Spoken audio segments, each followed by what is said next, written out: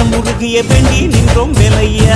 அழகு என்றாலே முருகன் தானையா, எங்க அழகு சுந்தரம் பாட்டு கேட்டு அருள் புரிவாயா. சேவல் கொடியுடன் சிரிக்கும் முருகையா, எங்க வாழ்க்கையில வெற்றி பொங்க வரம் தருவாயா.